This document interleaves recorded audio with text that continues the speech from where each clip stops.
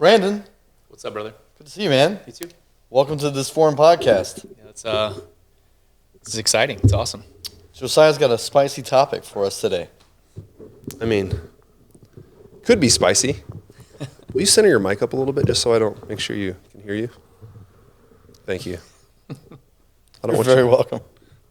I like your hat, by the way. Thanks. It's cold. It's very cold. I got a bald head. Are you still running a lot? Yes. I mean, less than I used to, but running again and riding bikes. And the last few days I've been kind of a wimp. And then it's been colder than it's been colder than I want it to be, but I haven't been getting out there. But yes. Do you still run in the Bridge to Nowhere? Is that the you talking about the Sky Bridge? Yeah. No, I haven't done that in years. It's kind of crowded up with some Homeless people? usually around this time of year, so it gets a little sketchy. Just homeless people? Yeah. People who are without homes. They're hiding. Yeah. Hiding from the weather. I thought that was the most hardcore thing when you told me that you were putting in miles on that Sky Bridge. Yeah. Did you ever do that? Not running. I biked it a few times. Yeah. No, we're talking about the bridge that goes over the river drive. The Stat Bridge. The Yeah. Sky. Oh, yeah, the the Sky little Bridge. shorty. No. We did do. Bro, I don't do cardio. We did burpees across it one time. Right when it opened, years ago. Burpee Burpees broad are- jumps across it. Oh, nice. We did like a team CrossFit thing. Yeah. Years That ago. makes a lot more sense than Yeah. putting in miles. Anyways. Gosh. Yeah, nice. So, Josiah, you sent me an article. Mm-hmm. Tell me about this. So I was thinking about how to sum this up so we can kind of give everybody context that's listening. But Yeah. there's a lot of talk, I would say, in the ministry world right now amongst pastors. And when I say that, usually on X, within my church network, within our elders, that I don't know that we need to reframe. Yeah, we do need to reframe what biblical masculinity actually is. Yeah. There's a lot of terms that I grew up with. And the premise of this article yesterday was a term like sacrificial leadership. Servant leadership. Servant leadership. Servant leadership. Yeah.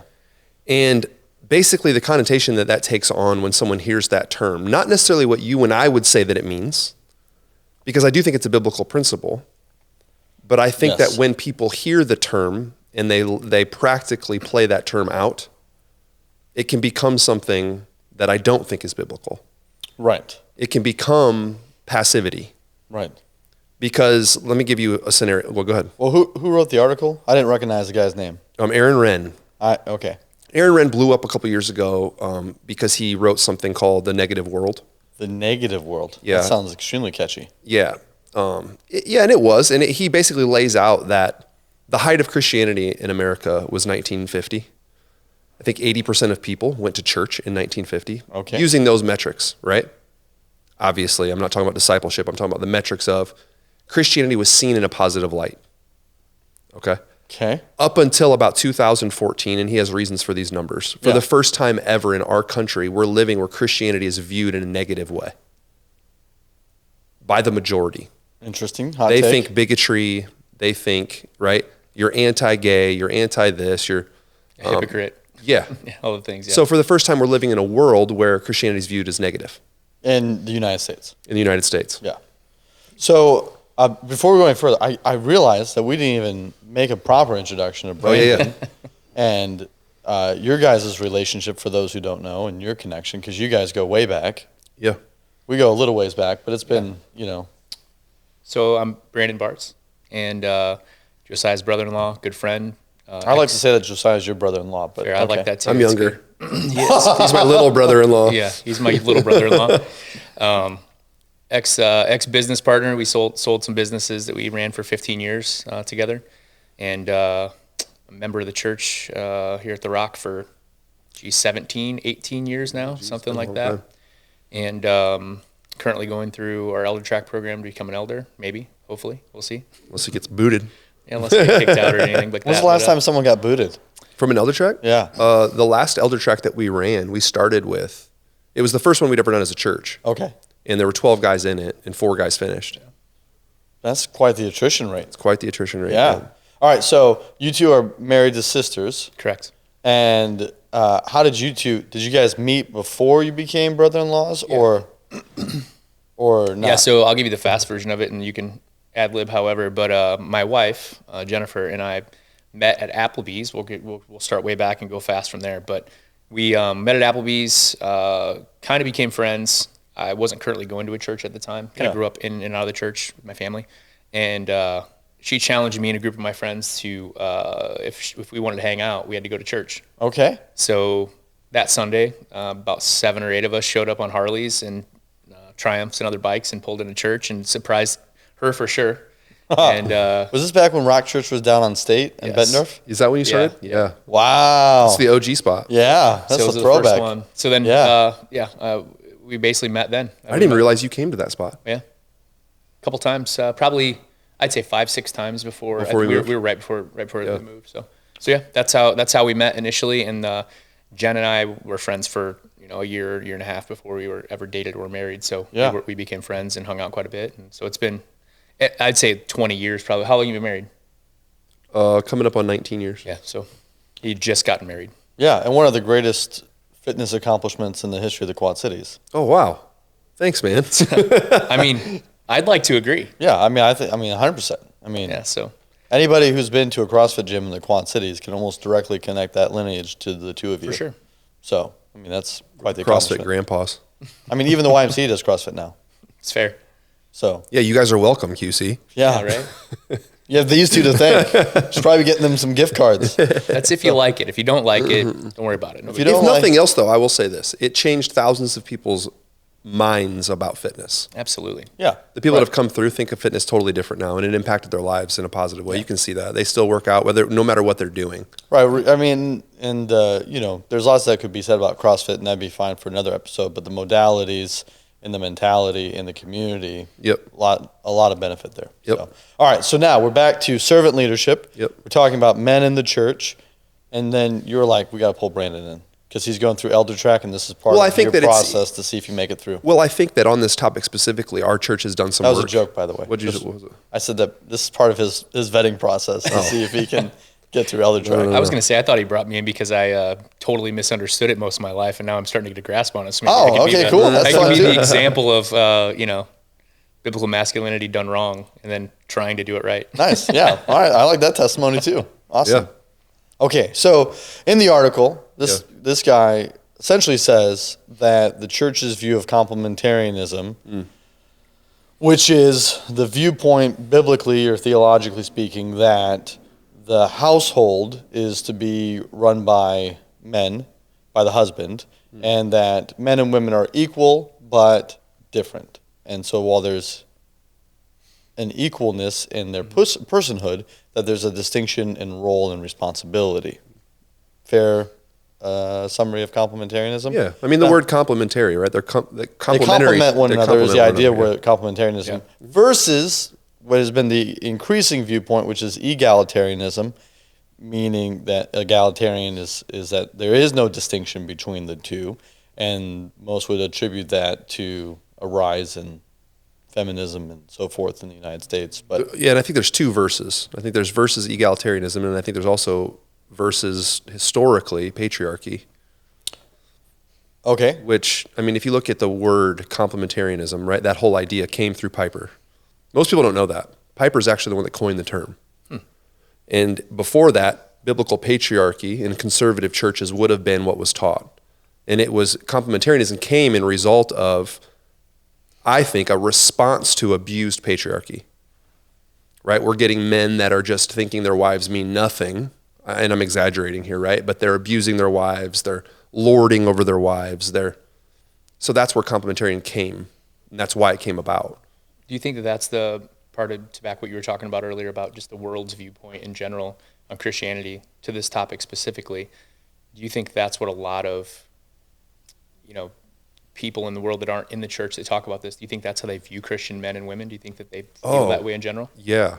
I would think, especially of conservative churches, I think that the idea that there's male headship does not settle well in a super feminist culture.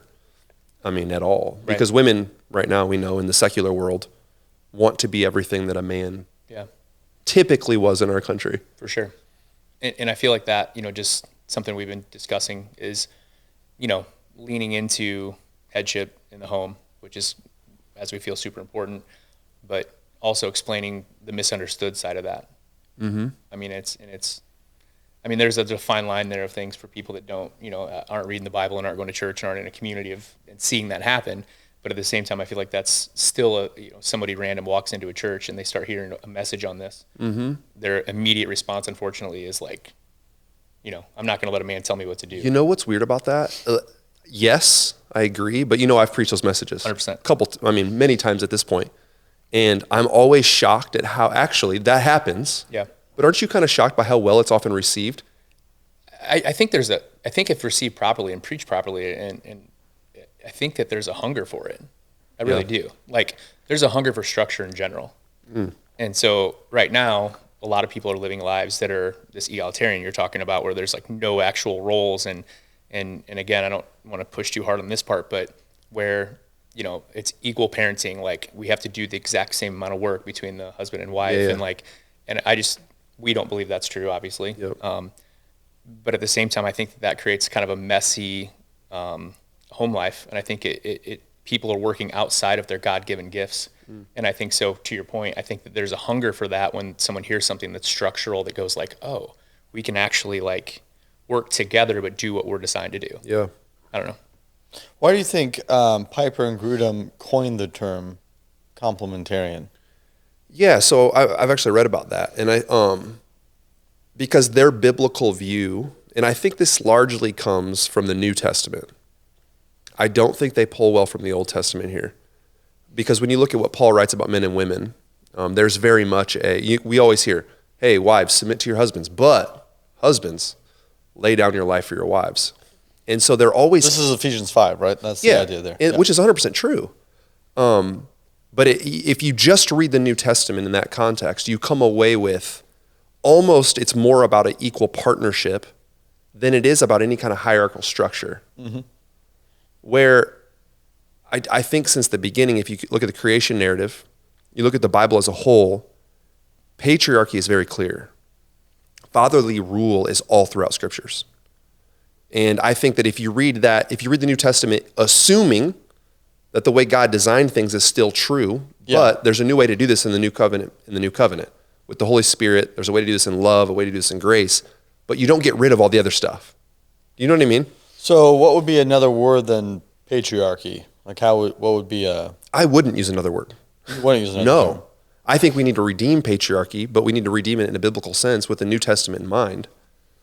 Okay, because I think with patriarchy, the struggle is that typically you would have the patriarch of the family, period, not patriarchs in each family, right? So like maybe in your case, like Danny would be the patriarch, you two would not be the patriarchs, which I don't think is really what you two are promoting.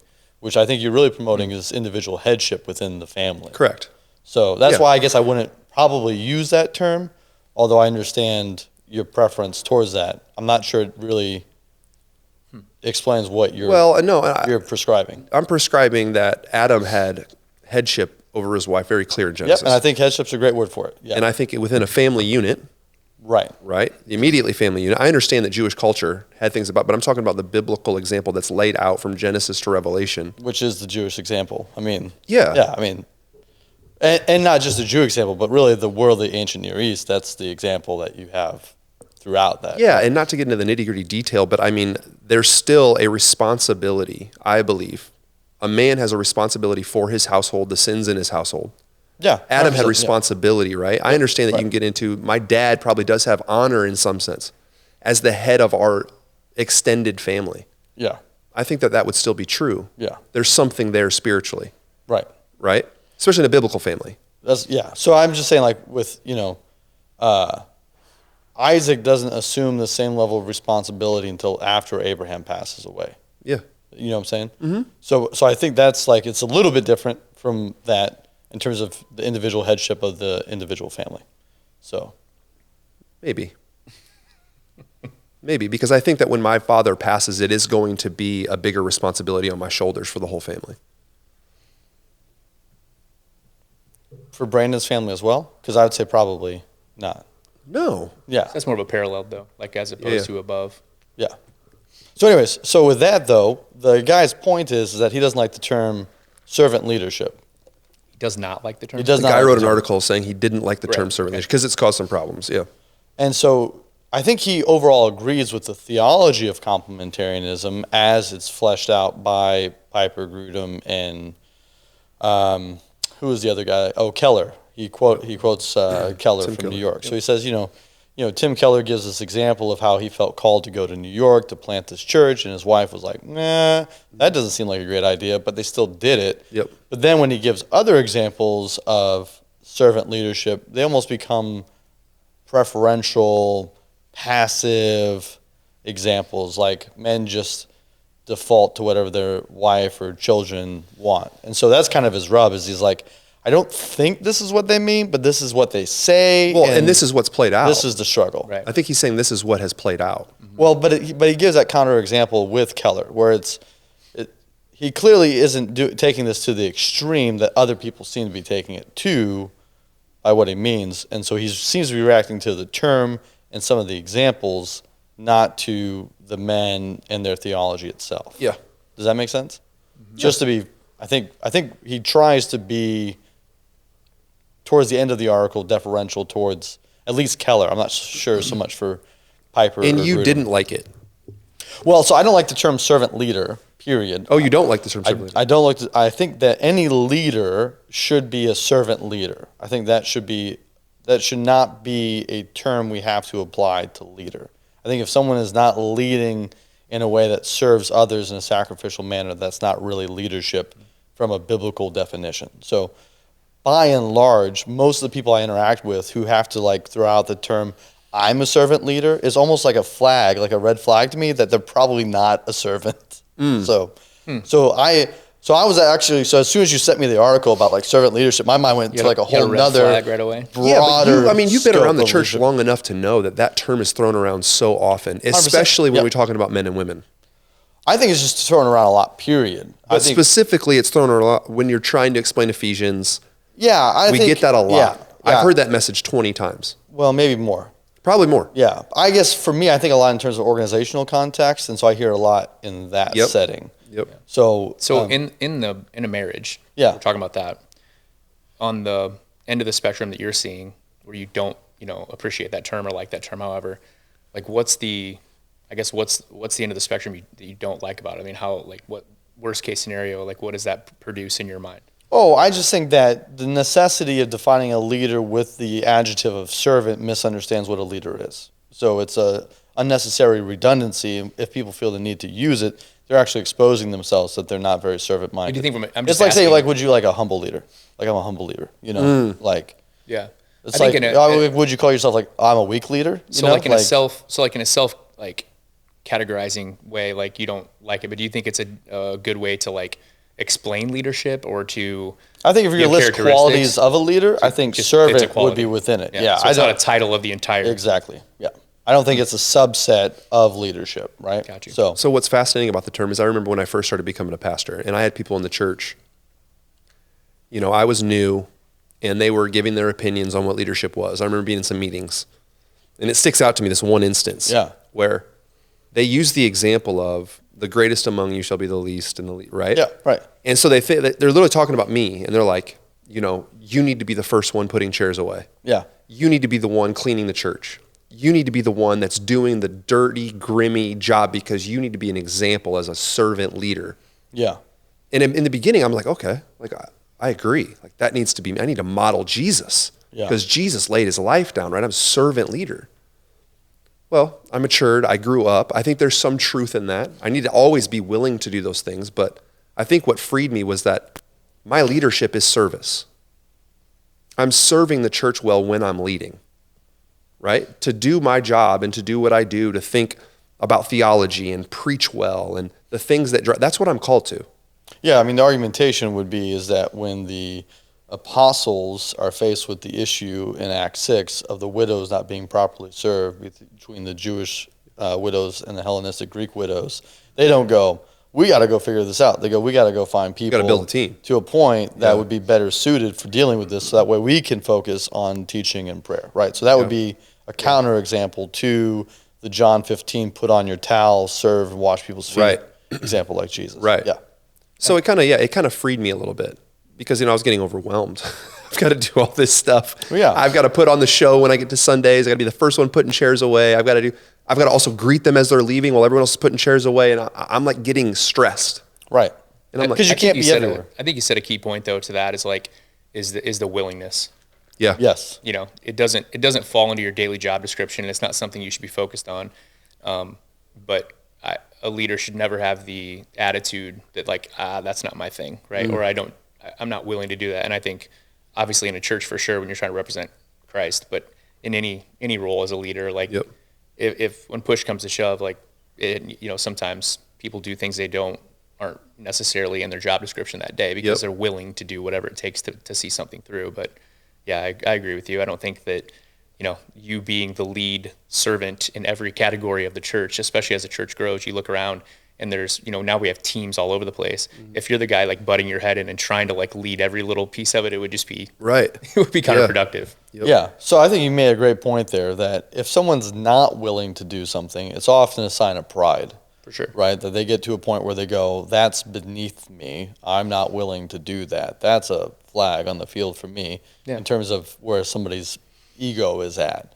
And we have an increasing number of pastors who are falling left and right. And almost all of it, pride is the root sin and what causes them to fall. Well, just to elaborate on what I said and to be clear, in my opinion, it's not that, let's just say somebody comes to Josiah and says, hey, there's this issue, whatever.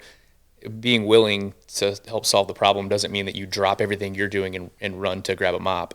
It means that you've developed a team as a leader that you go, hey, Brandon, hey, Ryan, whoever it is, you know what I mean? That's leadership, and it's you serving the body in the same way. So I think that's a different way. But what I was going to ask is, do you guys see, just out of curiosity, as you said, there's a ton of pride and pastors falling left and right in different areas. Do you think that what we're talking about, pastors being above doing any of the dirty work, we'll call it, not being willing, like we said, do you think that's an issue in the church right now, like generally, or what are you guys' thoughts on that? I'll let you go first because I'm opinionated. I guess it absolutely could be because, like you said, I think pride is at the root of it. I think that a lot of times with the pastors you see fall, there's so many faithful small church pastors that never get any limelight, never get any credit, that remain faithful for years. Yeah. But you hear about the big mega church pastors that get big voices, and I literally pray, and we've talked about this on a podcast before, like, God, I don't need any fame. Yeah. Because I know my personality probably can't handle fame because I'm going to get into, because I recognize in the church, we're packed out on Sunday. And then the next week it's low. And I'm like, what did I do wrong? My identity is kind of tied to this. Like, was my message not good last week? I chased them all away. Right. And so you start to think to yourself, okay, well, wait, check your flesh here. This is not about you at all. And so if I'm dealing with that in a small little church like we have. 10,000 people in front of you. And people are wanting all of your advice and wisdom and come do this art, and it makes you this God that you're not. Then your devotional life goes south. Because I see that too. I can write sermons, I can be in the Word and not be devotional or focused on the relationship with Christ. And you can quickly become cold. For sure. And I think that's what happens. I think they become cold to Christ. Their devotional time is not devotional anymore. They basically are just putting on a performance. Yeah. So we're going a little out of the lines on this, but it just popped in my head to ask this question then. So how do you guys feel about, mega churches size? I know how you feel in general, but like, do you think that any man was designed to be that? The pastor of 10,000, the pastor I've seen it done well. Yeah. I mean, everyone uses MacArthur as an example. He's a dispy and he's got terrible theology, but I felt that go across the table. I'm joking. That was a jab at Gerad, just a joke. That's because you were present. I mean, Yeah, it's okay. So no, but you see guys like part of your trial. You see guys like Alistair Begg. You see guys like John Piper that have had multi-thousand person churches, and I do think they've been faithful and done it well. Yeah. But I think it's rare. I don't think many men can handle it. Yeah, I mean, I think that so one, I think you're right. That's the willingness factor. So a leader needs to be able to delegate and also not suffer from reverse delegation, which is when someone can come and drop a problem on their lap and they have to solve it, right? Because you can't really have leadership and structure and have growth if every problem comes back onto your plate. Yeah, sure. So I think that's wise, and that's why I do think willingness is the key. And I think what happens is guys get used to being served, and they get used to preferential treatment, and then that begins to skew their work ethic. And so I think that's very problematic. And I think you're right that there's an identity piece that gets tied to it, right? Yeah. And so that's a factor. In terms of mega churches, I do think we're at a point now where we're just going to continue to see the divide, where you're going to have a plethora of small churches, 200 or less, and then you're going to have a plethora of large mega churches, which are 800, 1,200 and higher. I think it's going to be very hard for the medium-sized churches. 500, 600. That's going to be tough to maintain, yeah. So and I think we see similar trend lines where you can see lots of small boutique stores that thrive, and you see mega, big Walmart, whatever, thrive, But to be in that middle range is a really hard place to be. I mean, oddly, like, not to go down this rabbit trail, but gyms are the same way. It's identical. Like, I mean, I think anything where you have one end of the spectrum that's the small, community-based, wanting access Intimate. to the leaders, wanting you know what I mean? Like that piece is, it's gonna, if it outgrows that, then it loses that, right? So you get past 200, 300, whatever that number is. Right. But then on the other end of the spectrum, not to discount, mega churches and compare them to Planet Fitness. That's not what I'm trying to do. But the depth is different. Yeah, it's not as intimate, and so it can succeed in its own parameters. But. Yeah, and the mega churches, I think, and again, there's lots of different kinds of mega churches. So even that title is like kind of a rough lumping because there's a lot of varying structures there. But you and I, all three of us, know that it's great to be able to go into a restaurant and have someone recognize us, like the waiter or the waitress, and go like, "Oh, I know what you like," and then do that.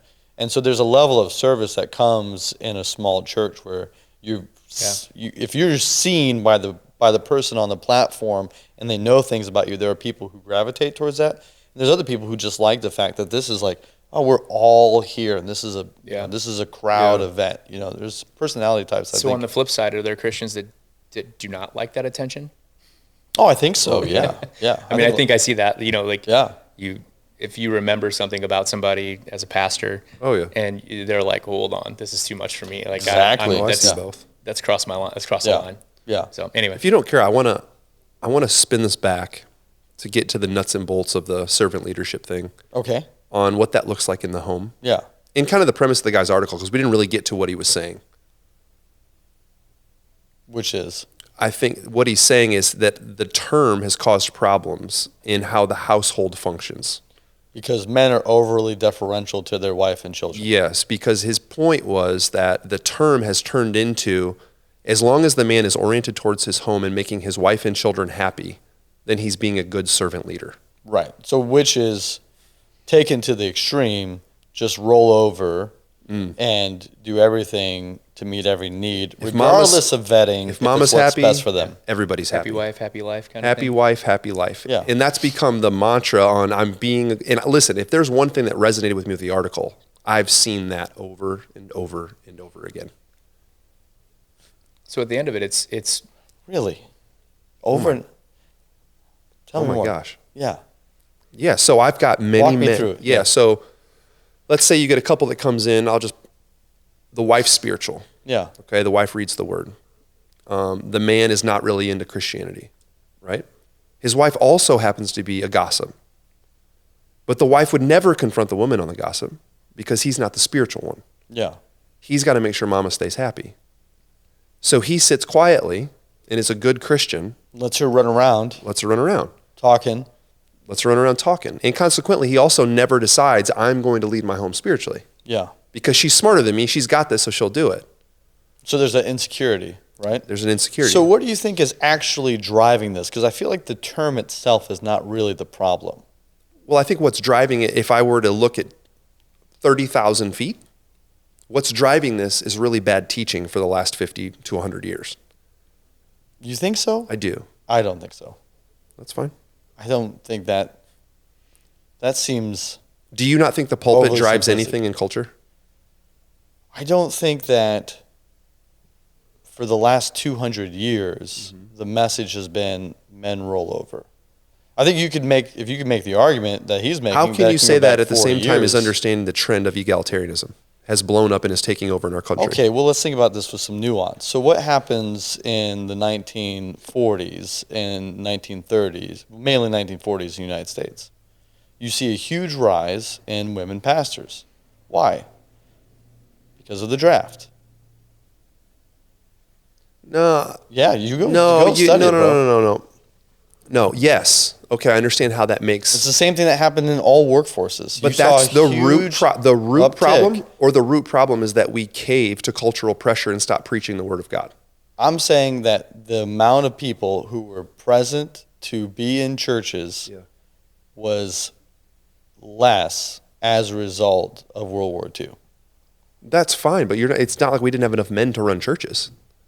It's that we caved to societal pressure and said, okay, we're going to have women pastors now. I think that's overly simplistic. Listen, what you're saying may be a contributing factor. Yeah. But the root of it comes down to, what are the pastors and the elders of churches teaching their congregations? And you think for 200 years in the American church, the message from the pulpit has been feminism? No, I think it's slowly drifted. Okay. It's slowly drifted, and now we are where we are today. So I think you got to back this up, though, because I don't feel like you're... Yeah. So my question a little bit, so even if that were true, which I'm sure there's some truth to it, I have no idea. I have not studied that specific, how that worked. But let's assume, that played a role. You think that still carries over to now? Like, do you think that in the last 20 years, in the last 30 years, or so the thing that I guess I've just witnessed kind of as we've made changes in the church and talked to people that have went to other churches and come from other church world, and discuss and sitting in small groups, and discussing, I guess, their church life in the past, is that it seems to me that a lot of pastors want to please the ears of the people in the congregation. And as the culture has changed and, the feminist movement has gone lopsided, like back in the 40s and 50s, the feminist movement was totally different. You know what I mean? As far as women getting equal rights and voting. Suffrage movement, yeah, right. All that stuff was very legitimate, in my opinion. Yeah. But as the pendulum swung pretty far the other direction, where now it's kind of wanting to overtake the man, or I can do anything a man can do, or whatever, and that's, it's for a different day. But with that said, I think that the congregation expects the pastor and the message to be skewed in favor of that kind of speech. Yeah. Does that make sense? Sure. Yeah. And so I think that's what he's saying too. And like, that's what I guess I've seen personally, that lends into, now the pastor goes, I don't want to ruffle any feathers, so I can't preach the word the way I actually think it's preached. Or maybe he's just not feeling the same way about it either, but at the same time, either way it comes out that way. And Does I that think, make sense? Yeah, and I think we all agree that there's multiple trickle down effects, right? That there are key points where these things gain momentum and build and build and build. And I think an argumentation that this has been a growing problem in the 20th century is more compelling to me than it's been a growing problem since the 18 or 1700s. I think you said 50 to 100 years is what you said originally. I think you said 150 to 200 years. Oh. So further back, but nonetheless. No, don't hear what I didn't say. I mean, I'm not saying. What was your time frame that you said? Well, I think we've been trending towards feminism for a long time. Right, but you said specifically to the pulpit ministry contributing to this. Yeah. In the obviously now it's significantly more severe than it was 200 years ago. Right, and I would say that if anything, what we have seen is that there was preaching where people gravitate towards and what they talk about from the pulpit is usually reactionary. Very rarely is the church, to our discredit, ahead of things. We're almost always behind things, right? Yep. And so what happens when you're behind something and to play catch up, there's usually two paths of reaction, right? One is to either endorse what you think will make you popular because you're cowtailing and tickling ears, or you're overreacting and trying to course correct. I think the challenge is to stay biblical and allow the Bible to influence the conversation more so than trying to address what's popping up in culture, which is kind of like whack-a-mole. Like as soon as you hit one thing, there's something else there. That's so again, I'm not disagreeing with you in terms of has the pulpit failed in this over the course of time in American church? Not at all. Agreeing with you that there is a temptation in pastors to the tickling of ears. I mean, Paul warns about this, right? To Yeah. Timothy. So obviously this is not a new problem facing the church. So, and I have seen it in churches, right, where the husband is, spiritually weaker and less mature than the woman and doesn't take lead. Huge problem. And I think it's great what you guys have done at The Rock in terms of putting an emphasis on spiritual headship. And even that, though, has been a response to what had been in the church. And I think on that, I agree that you can't, you have to be really wise and in prayer about responding to cultural things and not swinging the pendulum. But you do have to preach to your context. You have to contextualize the gospel to where we are as a culture. Sure, because when you preach the text, you're going to have application. So the application of what we're dealing with right now is into the point of the article, Aaron Renn's article, and it seems he's writing a book on this, is that feminism and the family is under attack in our country. Yeah, we see that with males big time, right? And we've been seeing it for a long time, especially with public elementary schools where boys are more expected to act like girls in terms of being sedated and so forth and having less and less time. Man. You can go into almost any topic right now and see how this is happening in schools and churches and then families. You just go out in public and you interact with society. You see that all of these Gen Alpha or Gen Zs, I don't know, I feel like there's a lot more feminine males for sure who are in that teenage 20-somethings than when us as, old millennials were coming about. So my question then, because I agree. I mean, we see it all the time. It's becoming like I don't want to say this, the appealing look almost, right? To be effeminate and like look a certain way and whatever. Well, there were even like 10 years ago, it was starting to trend in public schools that if you weren't bisexual, you were like out of touch. Right. Right, which is a crazy thing. Right, so to my point, Yeah. and I want to finish this real quick if you don't care before we move on, is it's a unique time where the gospel is uniquely applicable to that. Sure, yeah, with sexuality, And when I was convicted about this 3 or 4 years ago, and I started preaching those messages and counseling people with this in mind. Yeah. The fruit for me is undeniable. Yeah. Undeniable, because the men in our church for the first time in its history are starting to, I'm not going to say overtake the women, but like our men's ministry is growing significantly. Well, you had the presence of men in leadership, which is maybe perhaps not completely vacant, but pretty absent in a lot of churches. It was, but we also have women that are quitting their jobs and raising kids, and you have parents that are deciding to have more children than they were before. Right, a reordering of the household. Right, and it's nothing new. It's going back to what was taught for a long time. Yeah.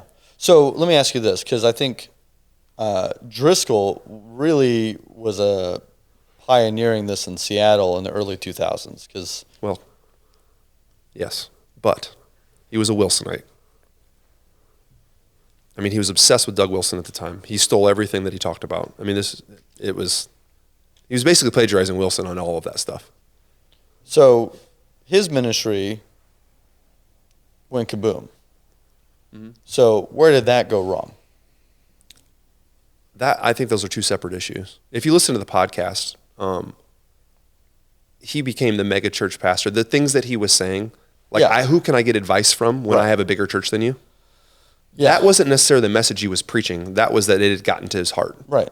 Yeah. So I think you're talking about two separate issues. I think that's why his church grew, because men for the first time were getting a drink of water and being like, oh. I think so. Yeah. Right. Yeah. So I guess, but again, I think there's a lesson to be learned there that if you stay on this trajectory, which I think is a good trajectory, at what point do you reach a point of temptation where you need to avoid the path that others have taken who have traveled this road before you? Yeah, so I look at churches that model this well and have for 40 or 50 years. So what would be some of those? The churches? Yeah. I mean, Doug Wilson. I mean, you've got the Moscow guys. I think they've been beating this dead horse for 50 years, and now they're all of a sudden popular because they're the only ones that held the line. Not the only ones, but one of the only ones that held the line. What would the temptation be that you're trying to avoid? I guess what define that?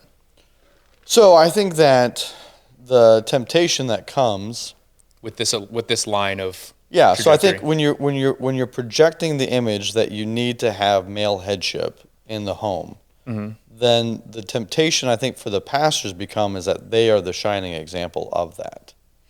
So for other men to go, well, what does this look like done right? Yeah. You would go, me. Yeah, I think that's the temptation that would facing. be an issue for any line you're holding, though, right? 100%. Yeah. But I think this is uniquely so because you have a growing number of males, usually younger males, who are looking for someone to follow, which puts you into a cult leader status. Can I answer that real quick? Sure. So I think that, so for me personally, what I've seen, you know, in our church and what we're doing with the growth and the pockets of men popping up that are making these changes that we're talking about and trying to become the leader that they feel like God's called them to be, in alignment with what we're preaching, is that we go do a men's retreat, for example, and Josiah will speak at it. That's fine, but then I spoke. We had Keith speak. We have other guys speak, and I think that what we're doing, and I believe it's intentional, is to shine a light on a bunch of different men who are making changes in their lives in alignment with the gospel, in alignment with, you know, this biblical masculinity that we're talking about, and giving people a different take on how it looks from different perspectives. So all the pressure isn't on him or his dad or whomever to, you know, be the one and only example, because you know, we all have different, our wives are different and come from different places, and like the ability to be him and Deanne is unrealistic, right? Like they have a relationship that's you can't mirror or mimic, but someone might find some common ground with myself and Jen or somebody else. And I think that's because I agree, like there's no way, shape, or form that if he puts all the pressure on him to be the shining example, there's no room for failure. There's no room for repentance even, right? Because you're holding on to your issues because you have to look a certain way. Yeah. But I don't think that we've done that as a specifically us. Could be different everywhere else in different churches, but just speaking about the Rock Church, like I think we've done a good job as a church to constantly stay repentant and constantly stay real about, you know, where our marriages are at, you know, individually, and kind of as groupings of men, you know what I mean? Does that make sense? Absolutely. So I think that's kind of the thing that I see outside, you know, just kind of outside of your life looking in is I see him talk about the mistakes he makes with Deanne just as often as sure, successes. Right? You know Check what I mean? out what I did. Yeah. You know what I mean? Right. And I think that all that wrapped up is staying centered on the gospel. Yeah. Because I think gospel centrality is key. Yeah. And I think that's where it's important, is to make sure that it's gospel center and then allow the gospel to speak to this issue, not to become masculinity centered. Yes. And let that speak to the gospel, right? So it's cart and horse here. And I think that's. And I talked to another pastor about that last week because he's wrestling with this stuff. Yeah. And I'll just tell you something funny side note is, like, I was called to a church recently to kind of see, hey, what do you see in the eldership? What do you see in this church in terms of leadership? Why do you think we're not growing? Yeah. And he's centered on the gospel, preaches well. And my answer was, your men are too feminine. Mm-hmm. And it was not received at all. Yeah. It was basically heard, deaf ears, gone. Right. So I do think it's a very important issue, but I'm not dumb enough to not realize that the gospel has to say centered. Yeah, right. Yeah. And I think that there's an upside to being located in Davenport, Iowa, and dealing with this issue in comparison, where it's like there's some headwinds, but it's not nearly as strong as people who are in other parts. It's not, but I'll tell you what, if you look at someone like Driscoll, I mean, you go to Seattle, it's one of the most liberal cities in the country. Yeah. And I think that there's enough masculine men in a city of 8 million people that if pastors would stand up and actually be masculine, it's a drink of water for people. Oh, no, I'm not saying it's not. I'm just saying that I don't think the headwinds are as strong here or in Seattle 25 years ago as they are in some parts of the country now. The headwinds of masculinity? The headwinds of the feminizing of men in America. Oh, yeah. Yeah. That geographically, culturally speaking, that there's places where this would be a bigger hill to conquer. Yeah, that's all. Okay, so you mentioned that you spoke to another friend about this article who disagreed with it. Yeah. What was that hot take? The hot take was he doesn't like pitting that term. He thinks he takes that term out of context, that's not what that term means. Yeah. In which I didn't agree with him, because I'm going to be honest, I think Aaron Renn understands what it's supposed to mean. Yeah. I understand what it's supposed to mean. Well, I think he explains it pretty clearly in the article if you read start to finish of what the term is intended to mean, and then the application of how it gets used. Yep. Yeah. So then let's talk about this. So how do you help a man, practically speaking, maybe this is where your testimony comes in, move from the just perpetually giving over to all of the wishes and demands of their family to leading and helping make better decisions? So we actually talked about this in one of the breakout groups at Men of Valor a little bit. I think it's pride. I think that's the root issue.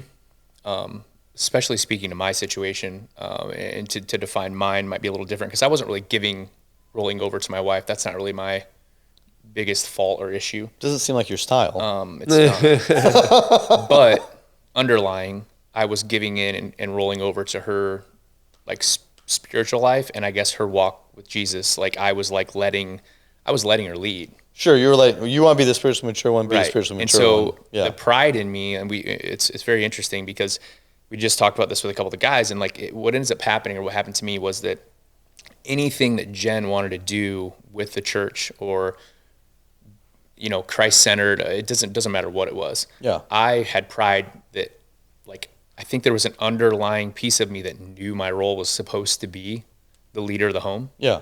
And it wasn't. Right.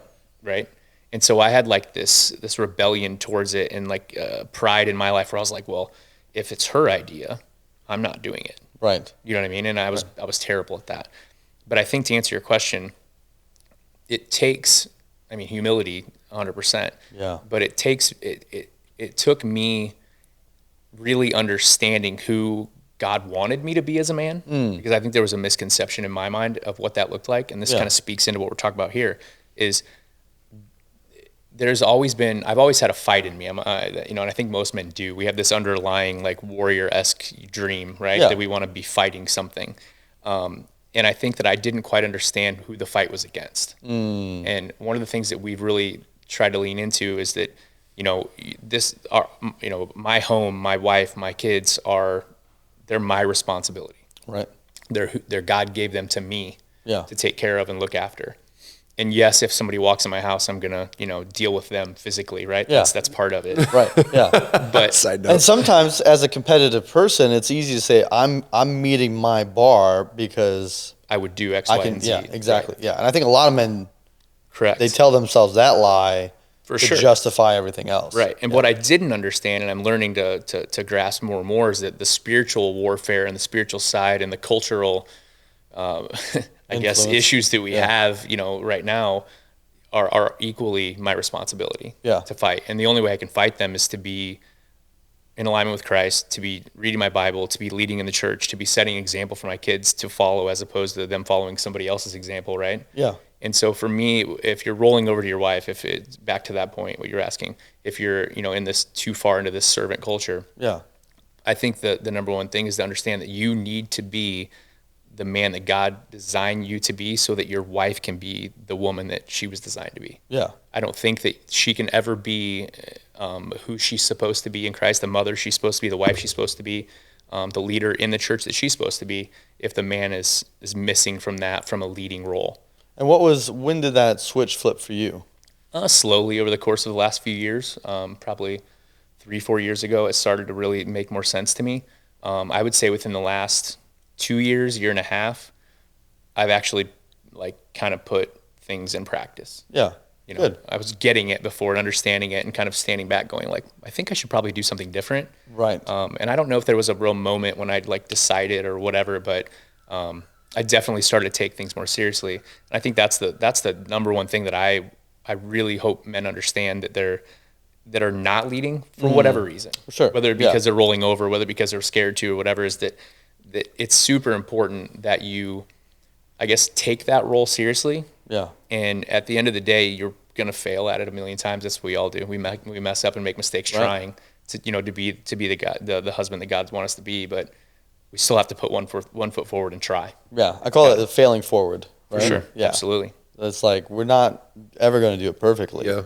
But do it and making an attempt. Don't be scared of the risk, If you're not taking risks, if you're not failing, you're not taking risks, right? Right. And if you're not taking risks, you're never going to succeed at what's important. Yeah. So, as I think back to the article, one of the things I thought was kind of entertaining about it is he shared an example that Mark gave in one of his books. I don't know which one. Driscoll's books. And Driscoll was like, listen, if you want a steak and your wife wants whatever it was, like lobster or something, it's easy. Just get lobster, you know? Mm-hmm. And I like how Renn was like, he didn't quite go like, that's bad. Don't let your wife choose the meal, you know? But he was like, that's suffering, or that's servant leadership in a nutshell, is that it's always, what do you want? Yeah. This is what I want. Well, we'll do what you want, you know? And that taken to an extreme. Extrapolate that out. Right. Is where it becomes very problematic. But what I don't think Renn did was go, but sometimes I let my wife pick too. Yeah. You know, so I think, and that's where I think the conversation, and all conversations like this, are always bent towards, well, I'm going to pick my position and I'm going to create a caricature out of your position, and then so that way I have something to fight against, you know? So. Yeah. Hey, guys, this has been a fun conversation. Yeah. Man, get your act together. Amen. Act right. Amen. Man, we could talk 3 episodes on this topic. We probably will. Guess we'll be seeing some more of you, Brandon. We'll see. Well, thanks for listening, everybody. Thank you. Thanks for having me, guys. Yeah. Great, bro. Thanks for being here, Brandon. Yeah. Thanks for your transparency, bro. Appreciate it.